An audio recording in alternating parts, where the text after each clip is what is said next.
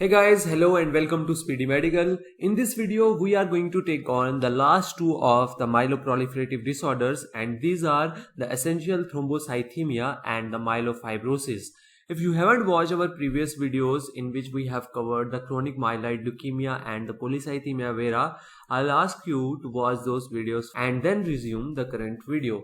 So without wasting time, let's start with the essential thrombocythemia.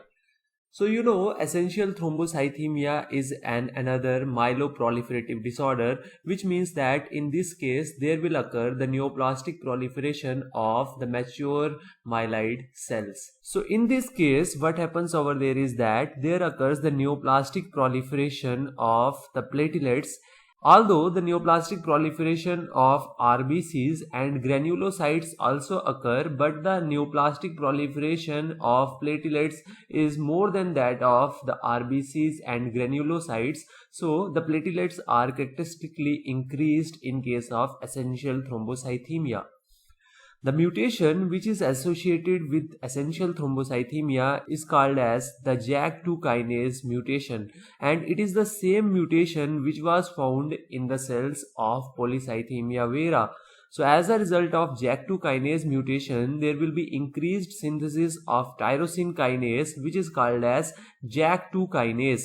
And as a result of the increased synthesis of JAK2 kinase, there will be increased proliferation or increased neoplastic proliferation of the mature cells, especially the platelets, because of the increased growth signals which are going to those cells. So as a result of this mutation, there will be increased proliferation of platelets, and also there will be increased number of RBCs and granulocytes, although their number will not be as large as that of platelets. So there will be increased RBCs and increased granulocytes. Now if we talk about the clinical features, like what clinical features are we expecting from this essential thrombocythemia? So these clinical features are because of these abnormal platelets. So the platelets, although they are increased, but these platelets, they are the abnormal platelets, which means that their function is not normal.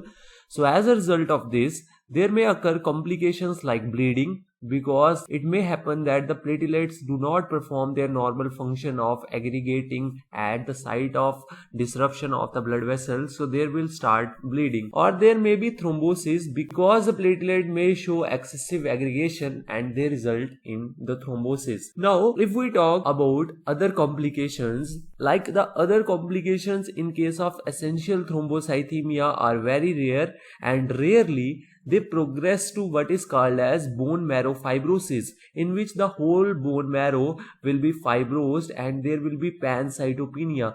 But this bone marrow fibrosis is very rare, and also there is a very rare chance that this essential thrombocythemia converts into acute leukemia. So these are the very rare complications which are found in the case of essential thrombocythemia. So this was the whole idea about the essential thrombocythemia. What is important is to know the mutation, that is the JAK2 kinase mutation. The platelets, they are characteristically increased, and the complications are bleeding and thrombosis, and these are because of abnormal proliferation of the platelet. Now let's take on the myelofibrosis.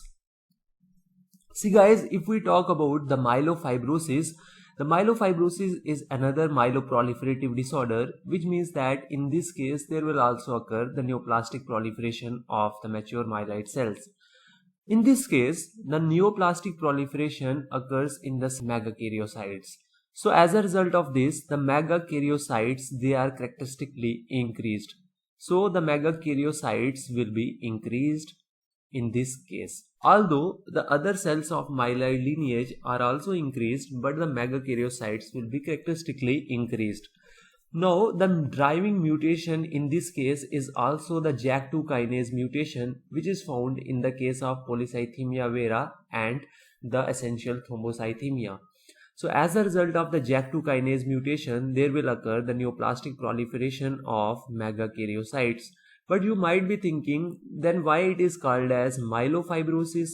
See guys, as the neoplastic proliferation of megakaryocytes occur, they will produce the factors which are called as the platelet derived growth factor or the transforming growth factor beta. Now these growth factors, they will stimulate the growth of fibroblast within the bone marrow. So as a result of the growth and the proliferation of the fibroblast in the bone marrow, there will occur fibrosis within the bone marrow and the whole of bone marrow will be fibrosed. So as a result of this, the bone marrow will be fibrosed, and due to this reason, this pathology is also called as myelofibrosis. But you have to remember that in this case the neoplastic proliferation is occurring within the megakaryocytes, but the bone marrow fibrosis is occurring because of the proliferation of fibroblast and not the megakaryocytes. Now if we talk about the clinical features, the clinical features are primarily due to the bone marrow fibrosis. So as a result of the fibrosis of bone marrow, there will be no erythropoiesis or no hematopoiesis within the bone marrow. As a result of this, there will be extramedullary hematopoiesis, which is the hematopoiesis that takes place out of the bone marrow. So the extramedullary hematopoiesis will primarily take place at the sites like liver, the spleen and the lymph node. So therefore, there will be enlargement of the liver, that is hepatomegaly. There will be splenomegaly, which is the enlargement of the spleen, and there will be lymphadenopathy. So there will be hepatomegaly, splenomegaly and lymphadenopathy. Now what is important to recognize here is that whenever the extramedullary hematopoiesis take place, the red blood cell or the white blood cells which are released via the extramedullary hematopoiesis into the bloodstream, they are not mature cells. In fact, they are immature cells or the blast. So therefore, in the peripheral blood film, there will be immature blood cells or the blast like the erythroblast or the granuloblast. So let's consider that the bone marrow fibrosis has occurred, but the bone marrow is not fibrosed completely. Instead, some of the RBCs, they are being produced by the bone marrow, but as a result of the fibrosis, the RBCs which will be released from the bone marrow, they will not be of normal morphology. Instead, they will be of distorted morphology, and these RBCs, they are called as teardrop cells. For example, if the normal RBCs are oval or biconcave like this, in this case the RBCs, they will be teardrop shaped. So therefore, in the peripheral blood film, we will see these immature blasts like the erythroblast and the leucoblast, and also we will see the teardrop RBCs, and such kind of peripheral blood smear is called as leuco, which refers to WBC, erythro, which refers to RBC, blastic, which refers to blast, and this is called as leukoerythroblastic smear. So in case of myelofibrosis, the smear which is there is called as leukoerythroblastic smear. Another complication of myelofibrosis is that these cells will show a very increased rate of turnover, resulting in hyperuricemia and gout, and also there is an increased risk of infection because of decreased number of neutrophils, because the extramedullary hematopoiesis is taking place. Therefore, the neutrophils will be not produced in sufficient amounts as they were produced when the intramedullary hematopoiesis was occurring. So therefore, due to decreased neutrophils, there will be an increased risk of infection. Now there will be increased risk of bleeding because the platelets, they are decreased. So also there can be increased risk of thrombosis because the platelets, they are abnormally produced via the extramedullary hematopoiesis. Therefore, there can be increased risk of thrombosis. So this was the whole idea about the essential thrombocythemia and myelofibrosis. I hope you like these videos. For more videos like this, do subscribe to our channel.